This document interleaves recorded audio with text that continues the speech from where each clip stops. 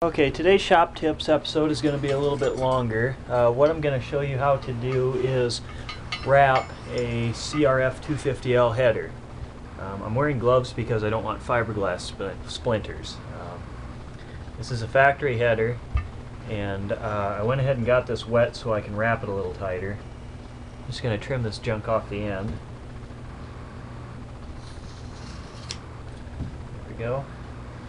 And I've got on here a hose clamp. Now you could use a hose clamp, or you can also use safety wire. I don't have safety wire pliers or any safety wire, so I'm just going to use a hose clamp. Now I'm just going to wrap it around once and then put a hose clamp on it.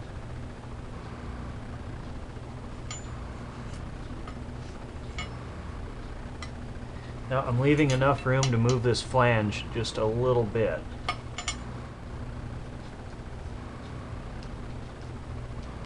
Go. Now I'm just going to go around and wrap it. And I'm going to overlap it, because this is inch stuff. I'm going to overlap it about 1/4 of an inch over the previous row. Now, my previous shop tips episode will show you how to keep all of these twists from accumulating while you're doing this, but since I'm doing it inside and I don't have my drill handy, I'm just gonna have to take the twists out of it myself. Now, I've only tried wrapping headers wet one other time, and I'm not convinced that it wraps any tighter versus dry, but it does make it a little bit easier to work with. That's just my personal opinion. A lot of people have a lot of opinions about header wrap, but you'll just have to find out for yourself, because no one will give you a straight answer.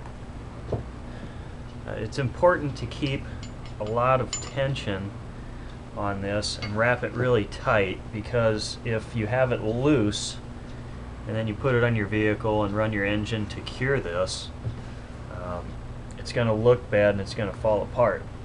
And what I mean by cure is when you run the engine and put heat through this, it smokes a lot, but then it just kind of forms to this shape and stays that way. That's kind of like baking a clay pot. It's going to hold its shape after you heat it. So make sure you do it right the first time, because right now I could take all this off and start over and it'd still be alright. Once you cure it, it's pretty much done. You're not going to be able to change it.